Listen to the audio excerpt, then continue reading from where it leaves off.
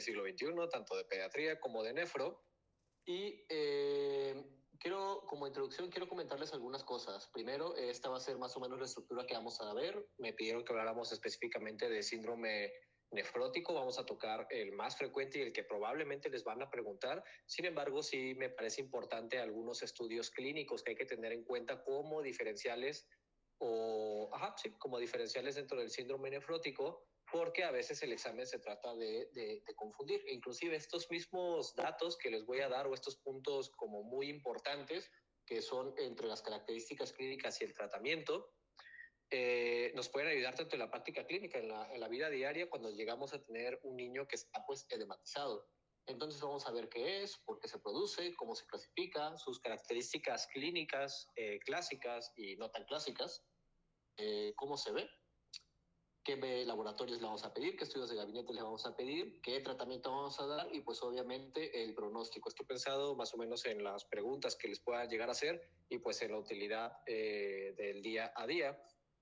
Por otro lado, no puedo estar viendo el chat porque tengo la cámara frontal. Si quieren escribir sus preguntas en ese momento para que no se les olvide y la doctora Dulce me las comenta, o siéntanse también con la libertad de activar su micrófono en ese momento y en ese momento también aclaramos la duda para que no se vaya el momentum, o si gustan apuntarlas y al final de la sesión vemos las preguntas, pues sin mayor problema. Entonces, para iniciar, no va a haber diapositivas, como tal una plática. Quiero comentarles que el síndrome nefrótico es una patología renal, es una patología bastante frecuente de un grupo llamado glomerulopatías. Si dividimos el nombre, las glomerulopatías, tenemos al glomérulo y patía, enfermedad, tenemos un glomérulo enfermo. Esto es muy importante y aquí habría que recordar un poco la estructura del glomérulo, que es esta parte de la nefrona que se encarga pues, de llevar un filtrado glomerular. En este podemos encontrar diferentes células, tales como los podocitos, el endotelio, las células mesangiales, inclusive la cápsula de Bowman. En cuanto al síndrome nefrótico, aquí es importante tener en cuenta la barrera de filtración. Recordemos que para que pase la sangre y se filtre un plasma que después va a tener diferentes, tanto reabsorción o secreción a través de los túbulos del resto de la nefrona para formar la orina, debe de pasar principalmente 3 barreras. Primero, el endotelio, que es de características fenestrado. Esto significa que tiene agujeros, literalmente.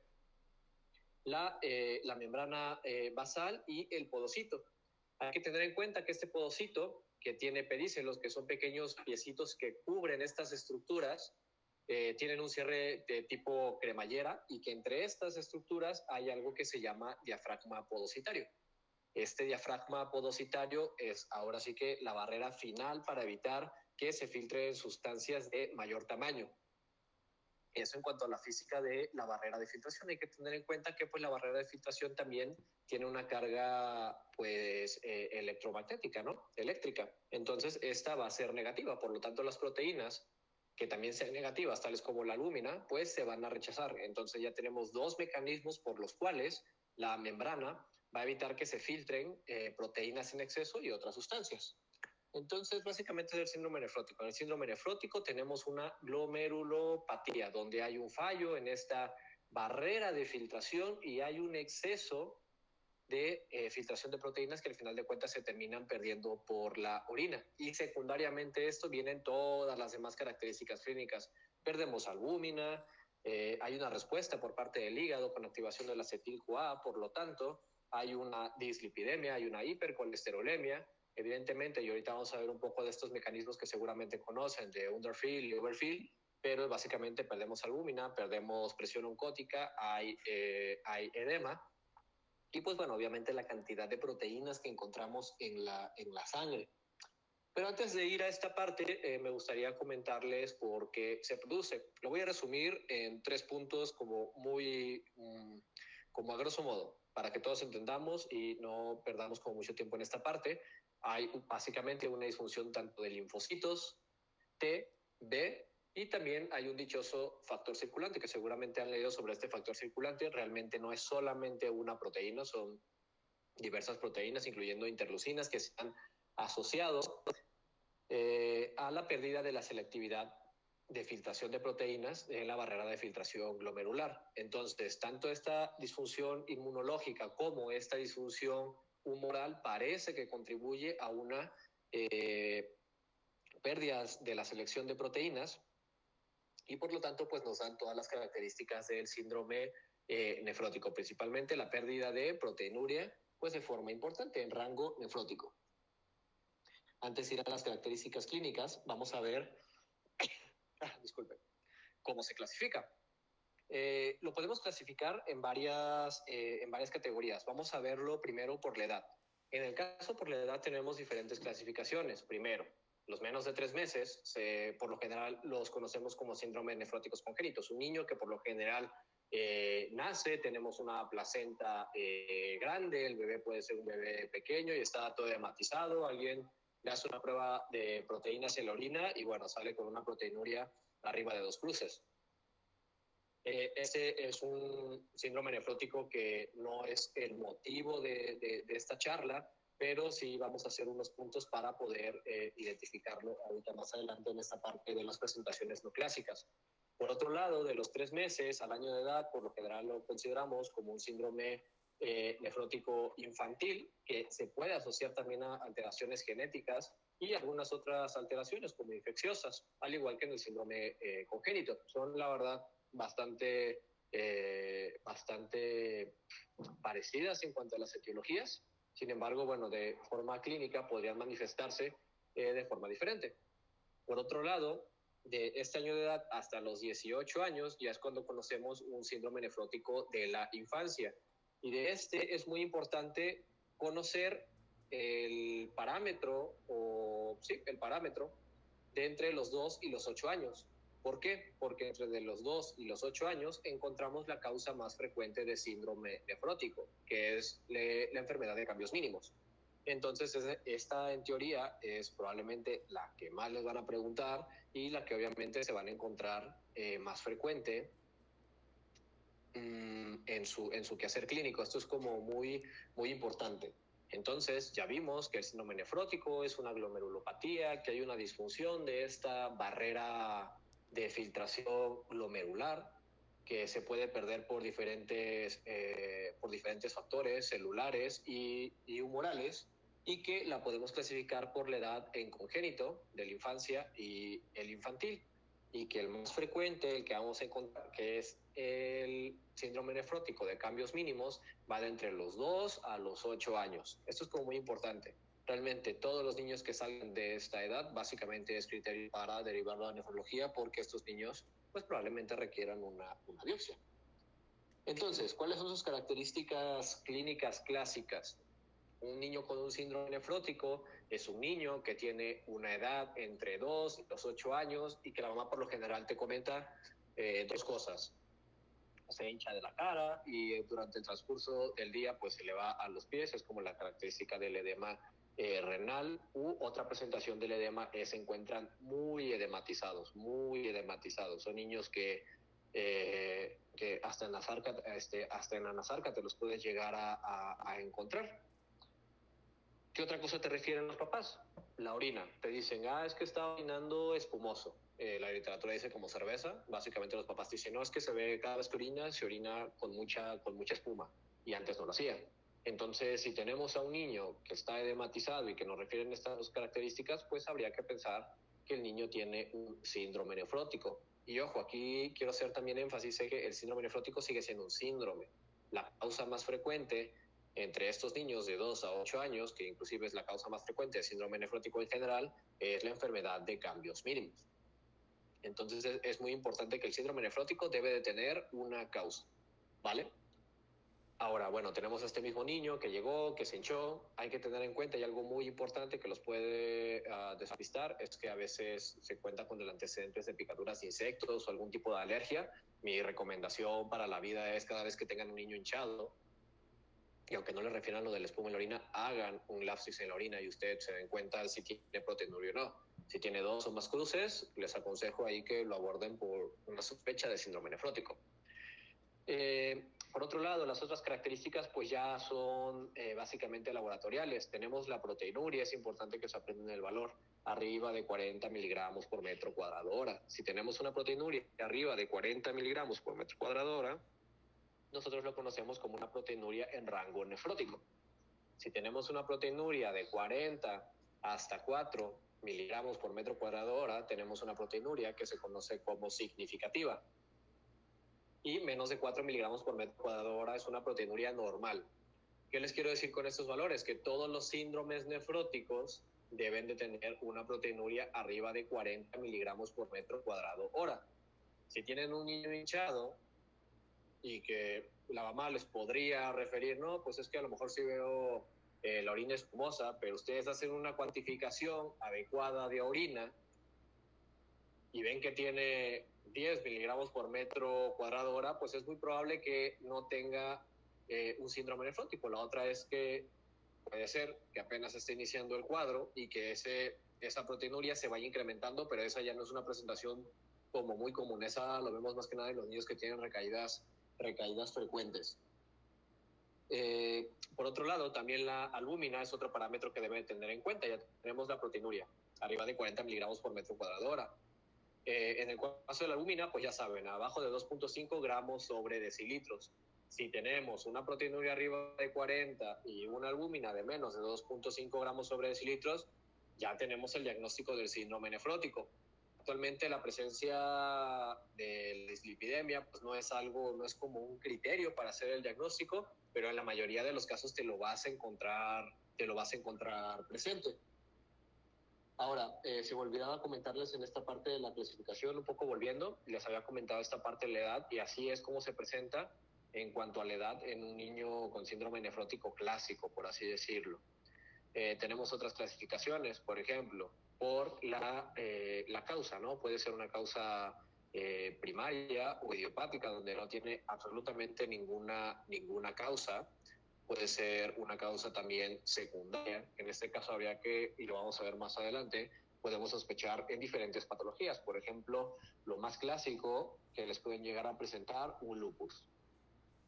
El lupus se podría manifestar como un síndrome nefrótico. Inclusive hay otras enfermedades como unas glomerulonefritis membranosas, que nos podrían parecerse un síndrome nefrótico. Una nefropatía poligial también podría debutar como un síndrome nefrótico, pero estas ya son causas no tan frecuentes del nefrótico. Por otro lado, también depende de si el niño responde o no a esteroides.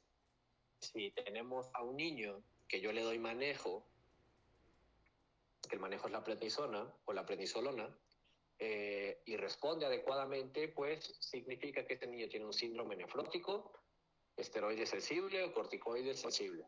Si yo le doy a un niño un tratamiento y pasa 8 semanas y el niño no responde, sigue hinchado, sigue tirando proteinuria en rangos nefróticos, tiene la albúmina por debajo de 2.5, entonces tenemos que el niño es un síndrome nefrótico córtico resistente o esteroide resistente.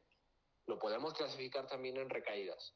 Niños que tienen 3 o más recaídas en 6 meses, o niños que tienen 4 o más recaídas en un año, los consideramos recaídas frecuentes, o sea, recaen mucho.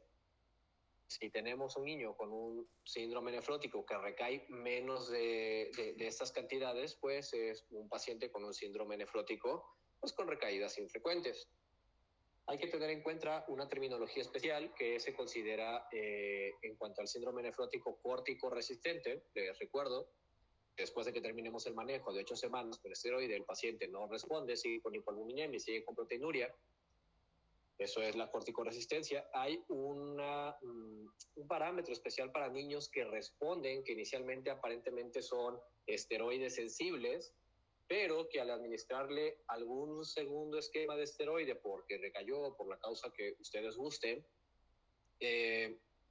pues ya no responde. Entonces esos niños los consideramos como un síndrome nefrótico córtico resistente tardío. También podemos clasificarlo por si el niño remitió. Si el niño ya no tiene proteinuria, tiene menos de 4 miligramos por metro cuadrado hora, tiene una albúmina arriba de 2.5, el niño está remitido. Y por otro lado también tenemos la remisión parcial. Si tenemos a un niño que tiene esta índice de albúmina incrementada sí, arriba de 2.5 gramos sobre decilitro, pero seguimos teniendo proteinuria ya no en rango nefrótico, pero en rango significativo entre 4 y 40 miligramos por metro cuadrado hora, pues bueno, podemos hablar ahí de una remisión parcial. Aparentemente remitió, el niño se bajó el edema, pero el niño sigue tirando proteínas. Vale, entonces básicamente esas son las distintas clasificaciones. Son bastantes. Yo aquí lo que les recomiendo es que se aprendan principalmente o recuerden principalmente la clasificación de la resistencia, las recaídas o la dependencia del esteroide. Me faltó comentarles esta última, el esteroide dependiente. El niño con esteroide dependiente es este niño que tiene 2 o más recaídas cuando le están reduciendo el esteroide o cuando se lo quitaron y en las 2 primeras semanas el niño vuelve a recaer, ¿vale? Entonces es muy importante aprenderse esto, cuándo es un esteroide sensible, cuándo es un esteroide resistente, cuándo son recaídas frecuentes, cuándo no lo son, cuándo el niño tiene una remisión completa, cuándo tiene una remisión parcial. Eh, básicamente. Ahora, ya les habíamos comentado esta parte de las características clásicas que tiene el niño. El niño que tiene entre 2 a 8 años, que llega edematizado, que les dice la mamá que tiene muy espumosa la orina, le tomas un Blastix, tienes 2 o más cruces, le tomas una cuantificación de orina y ves que tiene arriba de 40 miligramos por metro cuadrado y una albúmina abajo de 2.5. Esa es tu característica clásica, que no es normal. Si tienes un niño con diagnóstico de síndrome nefrótico con alguna de las características que voy a mencionar, y esto sí se los pueden preguntar, básicamente es derivarlo a nefrología porque necesitamos hacerle biopsia, ¿vale? Porque probablemente el diagnóstico no sea cambios mínimos y probablemente inclusive ese niño probablemente no vaya a responder al esteroide, sea un niño córtico resistente. ¿Y cuáles son estas características? Pues si el niño tiene menos de 2 años y arriba de 8 años, es una característica atípica y hay que estudiarlo. Niños que se presenten con incremento de creatinina, hipertensión, y ahora hay que tener en cuenta que estas dos características sí pueden suceder en los niños con síndrome nefrótico, porque al final de cuentas tienen una hipervolemia y pueden tener una lesión tubular aguda, pero hay que ser bastante acucioso. Si es un niño con una lesión renal aguda que ya le quitaste todos los factores de riesgo y no mejora y la hipertensión va más para arriba, tú tomas un examen general de orina y el sedimento urinario donde ves eritrocitos, leucocitos en un síndrome nefrótico de cambios mínimos está normal. Tú ves que tiene cilindros hemáticos, tiene leucocituria, tiene eritrocitos, entonces eso ya no es normal. Aunque sí quiero hacer aquí el énfasis, un asterisco, que hasta el 30% de los niños con síndrome nefrótico de cambios mínimos pueden tener microhematuria y hasta el 15% pueden llegar a tener hipertensión.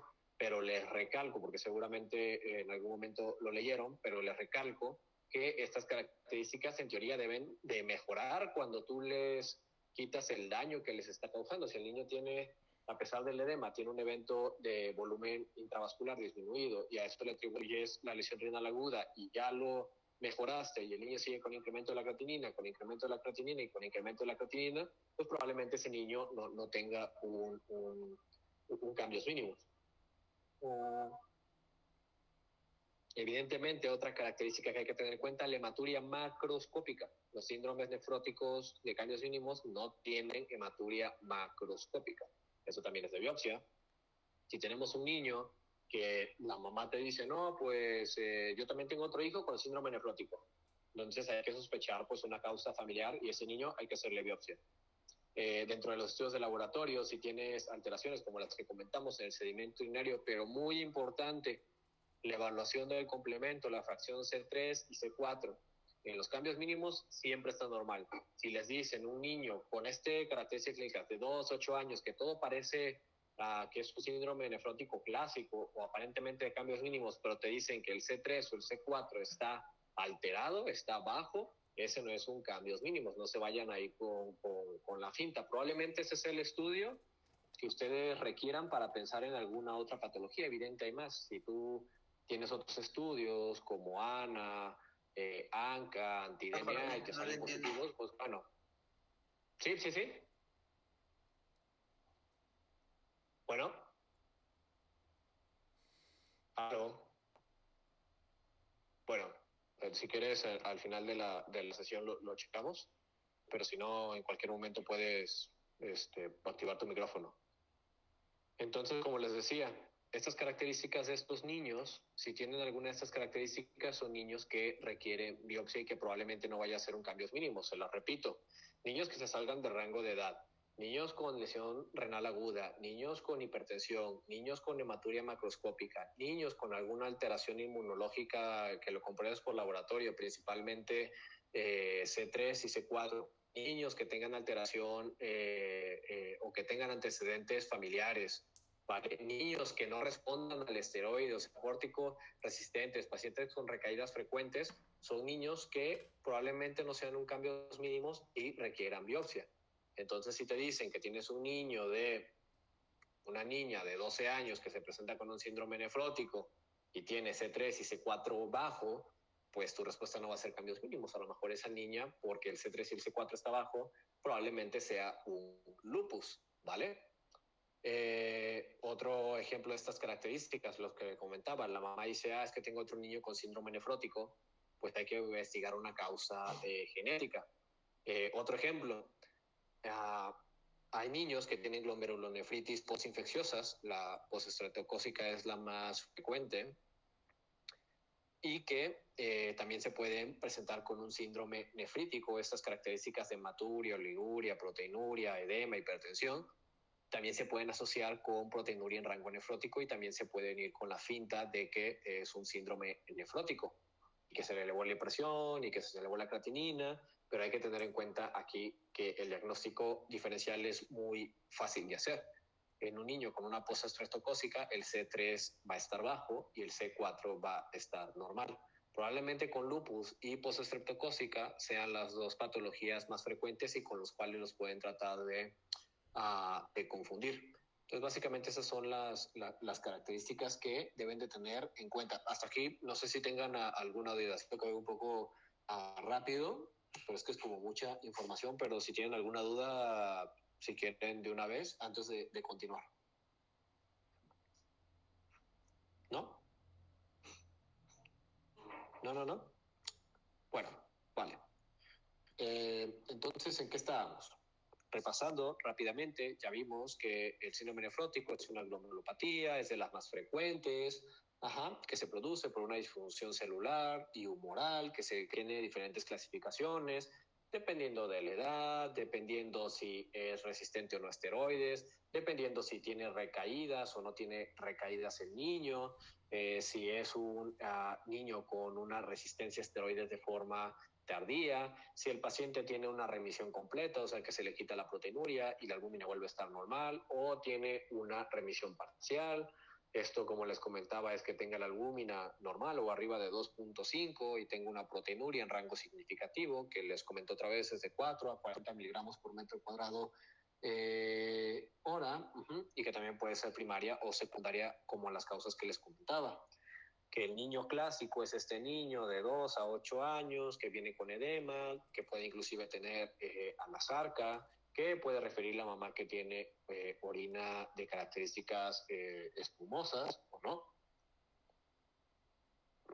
Que los estudios en general de proteínas pues van a salir arriba de 40, albúmina abajo de 2.5, que va a tener hipercolesterolemia, que si tú además de tomar la proteinuria le tomas un examen general de orina, el sedimento tiene que salir normal, o sea, no tiene por qué tener eritrocitos, no tiene por qué tener pues realmente leucocituria significativa, que si tú le haces estudios inmunológicos tales como ANCA, que son para vasculitis, ANA o anti-DNA, que nos pueden hacer sospechar lupus, o C3 y C4, que ya les había comentado, C3 y C4 bajo nos hace sospechar en lupus, y C3 bajo y C4 normal nos pueden hacer sospechar en una glomerulonefritis postestreptocócica, o cualquier alteración que salga de estos parámetros que les acabo de comentar, pues ya se sale de esta presentación clásica. Lo normal es que básicamente todo esto es normal. ¿Qué otras alteraciones podemos encontrar aparte de la proteinuria, lipoalbuminuria, que el sedimento urinario esté normal y que los estudios inmunológicos estén normales? En la VH, en general, anemia. Podemos tener una anemia leve o moderada y esto por el efecto de dilución, ¿vale? Estudios que hay que considerar aparte de los diagnósticos es esta VH, podemos pedir una química, glucosa, urea, creatinina, podemos pedir ácido úrico, podemos pedir electrolitos, ¿vale? Y esto lo podemos asociar a niños que, por ejemplo, se te presenten como una lesión renal aguda y necesites ver realmente qué tan mal está, puedes empezar a darte una idea de forma basal. ¿Qué otros estudios puedes pedir? De gabinete, pues realmente en un ultrasonido no están indicados realmente. Si tú le haces un ultrasonido renal, seguramente vas a encontrar unos riñones pues de tamaño normal, ¿vale? Podrías encontrarte los grandes. Y por otro lado, muchos médicos piden una radiografía. ¿Por qué? Porque a veces estos niños, o muchos de estos niños, pueden encontrarse con un derrame por lo general laminar, ¿vale? Evidentemente tu exploración física es muy importante, porque si tienes un niño con mucho edema, está desaturando, tiene dificultad respiratoria y tiene la proteinuria y todos los datos de un síndrome nefrótico, pues a lo mejor ese niño pues tiene un edema pulmonar y a lo mejor requiera un manejo avanzado, que sería un caso realmente extremo. Básicamente, aquí vamos a hacer un asterisco para los congénitos.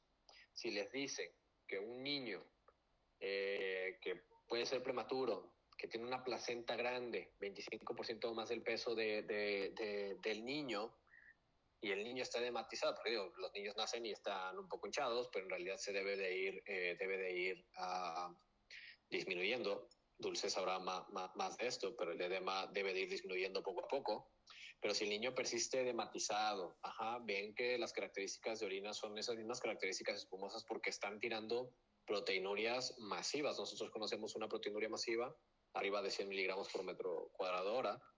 Están tirando proteinurias masivas, hacen la exploración física y notas que los riñones están grandes.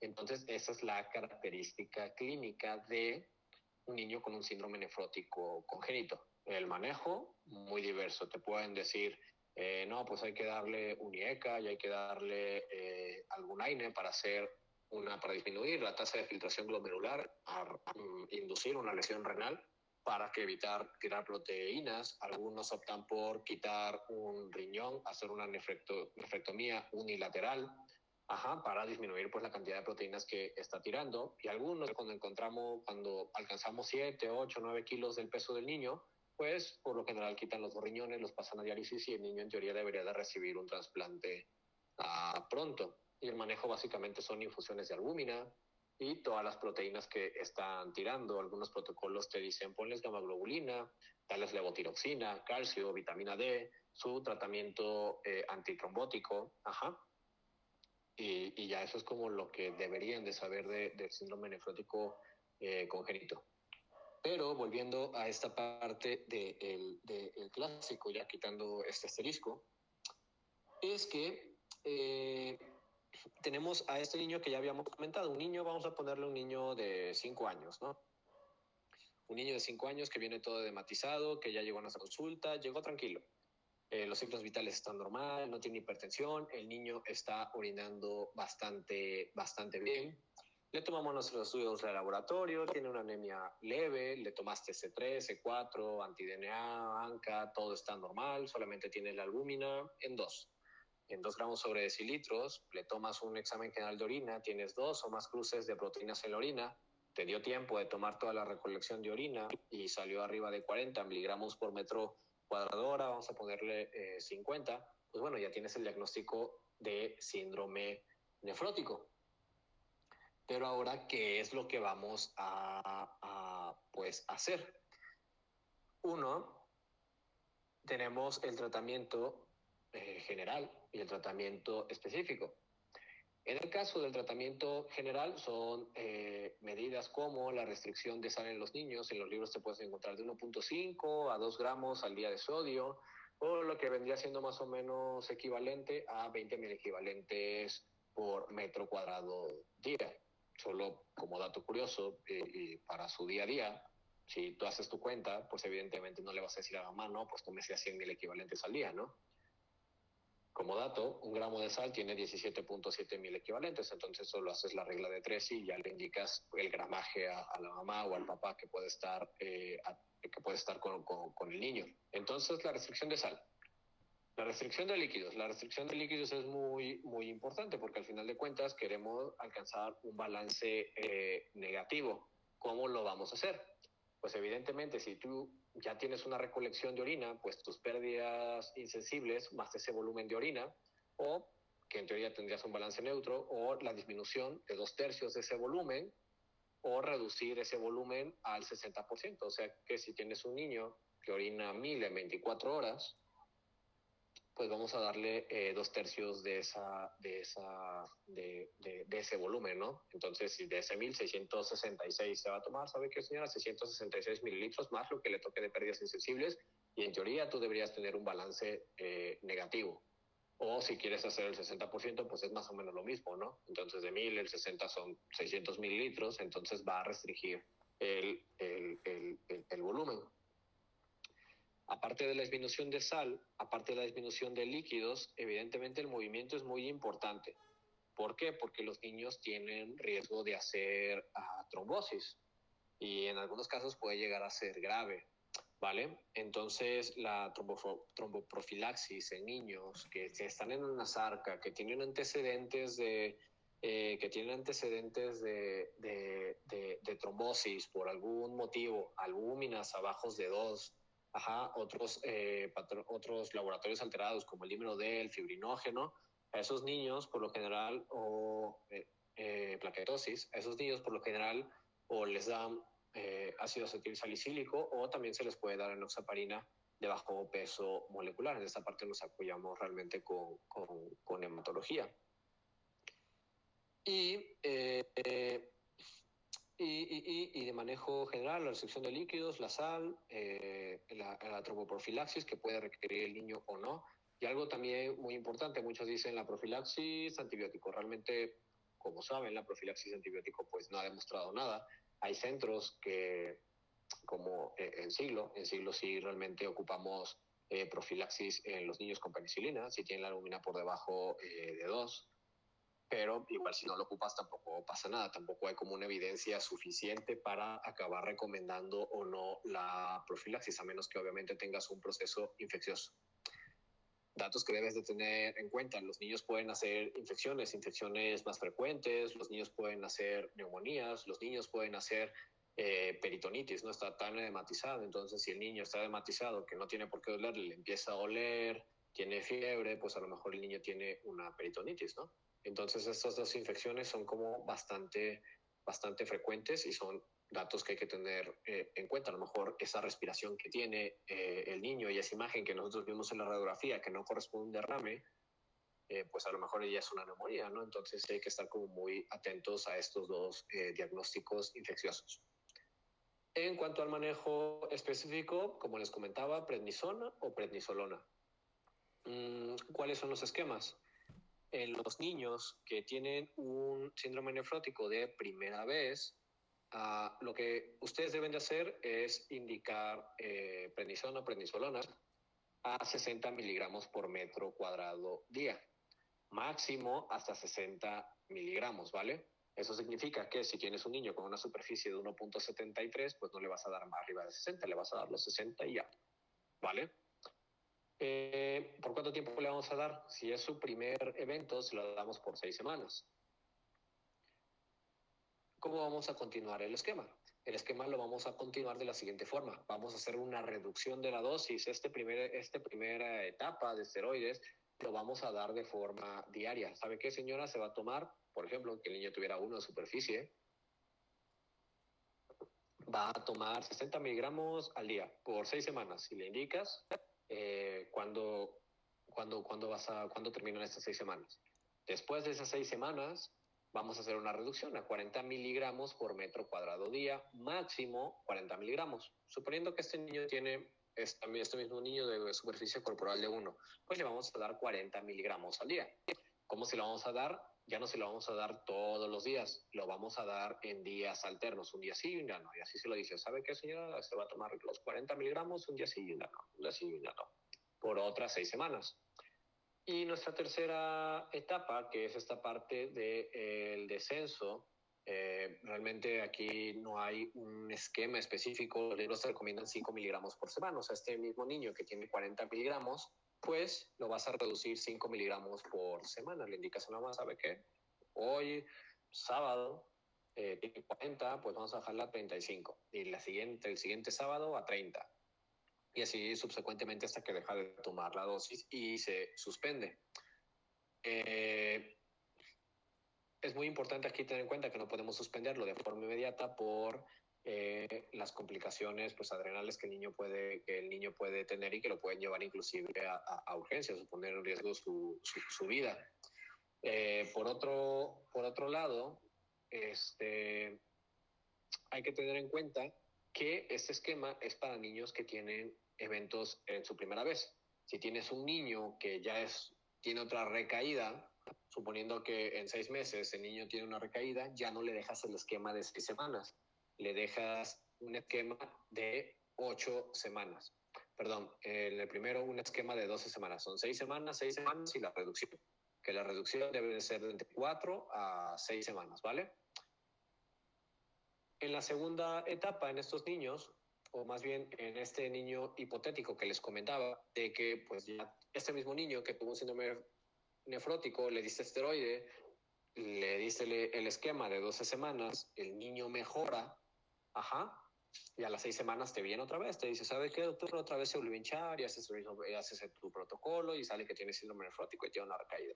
Pues ya no le vas a dejar el esquema de 12 semanas, ahora se lo vas a dejar por 8 semanas y lo vamos a dividir igual, 4 semanas a 60, 4 semanas a 40 y el descenso dentro de las siguientes 4 a 6 semanas.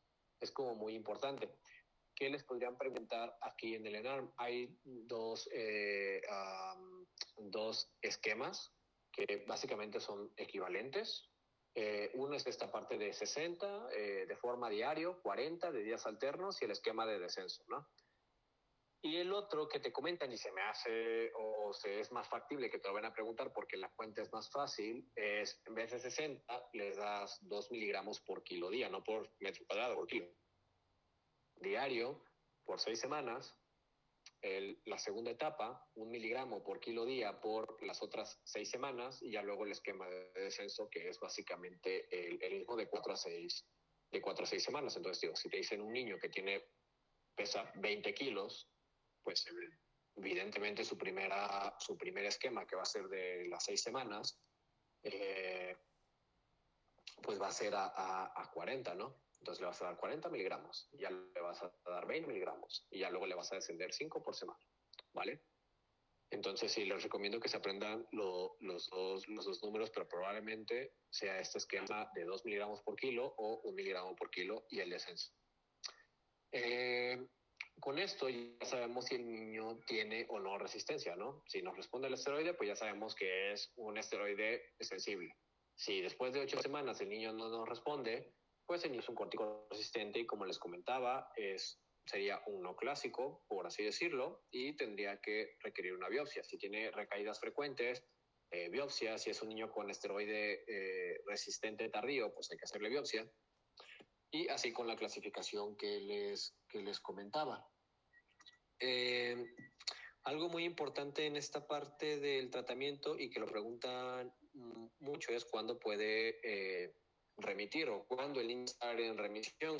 Aquí quiero hacer el énfasis de que el niño esté hinchado no significa que no esté remitido. Si el niño haces tu adecuada cuantificación y tienes una proteinuria de 3, que como comentamos eso es normal y tiene albúmina de 2.8, el niño ya no tiene síndrome nefrótico, ¿vale? Entonces, esta parte del edema va a ir remitiendo. Y ahorita vamos a hablar un poquito sobre el uso de furosemide. Entonces es muy importante, los niños pueden remitir tan pronto como en los 3 primeros días del manejo, hasta tan tardío como en los 21 días del manejo, pero vaya, ya 21 días probablemente el niño no vaya a remitir y tengamos que tener que hacer otras medidas. Ahora, tip muy importante, y es por lo que les comento de las recaídas o de la clasificación que les comentaba de la sensibilidad a esteroide. Si el niño, si les ponen de ejemplo un niño que tiene esteroide dependencia, o sea que tú le quitas el esteroide y tiene recaídas y al volvérselo a dar, pues remite. Si tú tienes este caso o tienes un niño con recaídas frecuentes y te preguntan qué inmunosupresor le vas a tener que dar, pues aquí la respuesta es ciclofosfamida, ¿vale? Si tienes a un niño que por el otro lado es un córtico resistente y te dicen qué inmunosupresor le vas a dar, aquí la respuesta es ciclosporina. A veces se confunde ciclofosfamida, los dependientes o las recaídas frecuentes. Y cuando son resistentes, ciclosporina. Entonces no se vayan a confundir, les pueden presentar un niño que aparentemente es clásico, pero que por algún motivo acaba desarrollando dependencia al esteroide o recaídas frecuentes. Bueno, ¿qué le voy a dar de manejo aparte del esteroide? Pues le voy a dar ciclofosfamida, ¿no? Le voy a dar ciclofosfamida y aquí el esquema es un poco diverso. Las preguntas por lo general son ciclofosfamida más tal. Entonces aquí la respuesta es ciclofosfamida más esteroide. O por el otro lado tienes un niño con síndrome nefrótico resistente, pues el manejo va a ser ciclosporina más esteroide. Esas son tus respuestas, no hay más. Te pueden poner micofenolato, te pueden poner, pues en el caso de resistente, la ciclofosfamida, que ya vimos que no sería la respuesta, te pueden decir rituximab, te pueden decir otros inmunosupresores que pues no vienen al caso, ¿vale? Y ya después de que hayamos visto esta parte del manejo, pues también es importante ver el pronóstico. El pronóstico es muy importante. Aquí es muy importante, y esto es básicamente para la vida, porque los papás siempre preguntan, los papás y las mamás siempre te van a preguntar, oye, ¿y esto se quita, no se quita, va a vivir con esto toda la vida? Pues es una enfermedad que tiene un alto riesgo de recaídas. En diferentes libros dicen 60 hasta el 75% pueden recaer, principalmente en los primeros 6 meses. Entonces sí hay que hacer mucho énfasis en que pues la enfermedad va a estar ahí latente y que en algún momento de su vida puede recaer. El mejor dato de buen pronóstico para estos niños, y esto sí apréndanselo, es la respuesta al esteroide. Un niño que responde bastante rápido, pues realmente las recaídas pues probablemente no va a ser tan probable, pero un niño que te costó trabajo remitirlo, pero que aparentemente sí es sensible y respondió hasta las últimas semanas, pues bueno, a lo mejor ese niño sí tiene más riesgo de que presente una recaída, ¿vale? El 80% de los niños que tienen cambios mínimos pueden tener, o bueno, más bien son sensibles a esteroide, ¿vale? Y hay un 20% que pues no son sensibles. Entonces tú le puedes dar un manejo a un niño que tiene las características que ya vimos, que son características clásicas, y no te responde, pues puede ser un cambios mínimos, pero a lo mejor puede ser otra cosa y va a acabar pues obviamente en biopsia. Entonces eso es lo que les quería comentar en esta parte del pronóstico. 80% responde, cuando son en edades clásicas, el 20% no te va a responder. Y creo que son como los datos que deben de saber para esto. Solamente para recalcar, la clasificación es muy importante que se la aprendan. Cuándo es un esteroide sensible, cuándo es un esteroide resistente, cuándo son recaídas frecuentes, cuándo son recaídas infrecuentes, la remisión parcial completa, el paciente corticoesteroide resistente tardío y el dependiente, que básicamente es le pasas a días alterno, recae, o en las 2 primeras semanas, después de que termina su esquema, recae. Entonces está recayendo cuando tú le bajas dosis de esteroide, ¿no? Eso es como el dato clínico. De las características clínicas me gustaría que se llevaran, ya que saben que de 2 a 8 años es el paciente que se presenta clásicamente con cambios mínimos, que cualquier cosa anormal que se encuentre probablemente no son cambios mínimos. Si tiene menos de 2 años, si tiene más de 8 años, algunos refieren hasta más de 10 años, si el sedimento, los leucocitos, se encuentran cilindros hemáticos, se encuentran eritrocituria, eso no es normal. Si hay antecedentes familiares, eso no es normal. Si los estudios inmunológicos, perfiles virales salen anormales, pues eso no es normal y hay que pensar en una causa secundaria. Y aquí el punto, más que, fuera de la edad, que es probablemente lo más importante, es que se fijen en su C3 y su C4. Si tiene, repito otra vez, si tiene el C3 bajo y el C4 normal, pues probablemente ese niño no tenga un cambios mínimos. El cuadro clásico donde hay un C3 bajo y un C4 normal es una glomerulonefritis postestreptocócica, que ya vimos que pues los cuadros clínicos podrían ser en casos atípicos pues similares. Y el C3 bajo y el C4 bajo, pues hay que pensar directamente en un lupus y que ese niño no tiene un síndrome nefrótico clásico, ¿vale? A pesar de que se encuentra en la edad y que todo lo demás esté normal, C3 y C4 bajos, pues básicamente podemos sospechar ahí un lupus. El esteroide, recuerden, el manejo es la prednisona o prednisolona, 60 miligramos por metro cuadrado día, o 40 miligramos por metro cuadrado día en la segunda fase y el esquema de descenso de 5 miligramos a la semana. Si se los dicen por kilo, pues son 2 miligramos por kilo día o 1 miligramo por kilo día y el descenso es igual, 5 miligramos por semana. Probablemente les vayan a preguntar más de 1 por 2 por cuestiones de facilidad. Entonces es muy importante. Manejos especiales, les vuelvo a repetir, si tenemos un paciente esteroide dependiente, les repito, bajas la dosis y recae. Si tenemos un paciente con recaídas frecuentes, les repito, 3 o más recaídas en 6 meses o 4 o más recaídas al año, entonces el medicamento de elección sería la ciclofosfamida con esteroide, ¿vale? 1 miligramo por kilo día.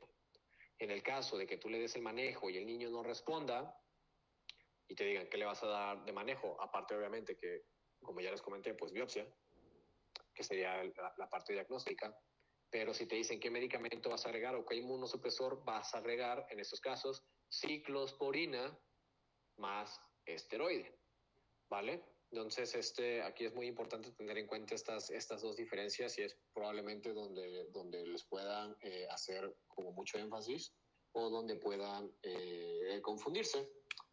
Y en esta parte de los laboratorios, solamente recargar proteinuria arriba de 40 miligramos por metro cuadrado hora y polvuminemia menos de 2.5 gramos sobre decilitros. Que en el pronóstico 80% de los niños van a responder y que el 20% van a ser resistentes. Y esto es muy importante porque luego les preguntan, bueno, ¿y este niño qué pronóstico va a tener, no? Y te dicen, el 80% puede remitir con el esteroide, el 20% puede remitir con el esteroide, el 20% puede no remitir con el esteroide. Entonces es como cuando tratan de confundir, entonces es muy, muy importante el pronóstico. 80% tiene probabilidades de responder al esteroide, 20% no. Y les recuerdo de 60 a 75% la recaída en los primeros 6 meses, pero la latencia de la recaída pues va a estar por toda la vida. Pero, como les comentaba, el mejor factor pronóstico es la sensibilidad a esteroides. Si el niño responde a esteroide y está bien por 1 o 2 años, pues realmente una recaída ya sería rara. Como dato cultural, hay una ola de ver qué estímulos pueden producir una recaída, piquetes de insectos, piquetes de abejas, es de lo que se ha estudiado. Pero aquí lo que quiero comentarles, y una de las cosas importantes, es que pues en el síndrome nefrótico los niños siguen siendo niños. No puedes encerrar al niño en una burbuja para evitar que le dé una recaída. Inclusive si tú lo encierras en una burbuja, pues como no sabemos realmente la causa parece ser de tipo inmunológica y no tenemos un manejo pues específico, pues el niño inclusive encerrado en una burbuja estéril, pues el niño puede volver a recaer. Entonces no hay que limitar tampoco las actividades de los cuidados generales y ya, no hay que limitar al niño en que salga a jugar, que juegue, vaya, todo el mundo que puede picar un insecto, puede hacer una alergia, o se pueden enfermar, inclusive las infecciones en la garganta, las faringitis y todo esto, que son muy frecuentes en niños, pueden causar una recaída. Entonces, vaya, solamente la vigilancia que hay que tener con los padres y hacer énfasis en las medidas de cuidado general. Entonces, no sé si tengan alguna duda. Sí, doctor, yo tengo una duda. Sí, dime. ¿Cómo te llamas? Buenas noches, me llamo César. ¿Qué onda, César? ¿Qué duda tienes, amigo? Una pregunta, mire, está comentando que en casos de resistencia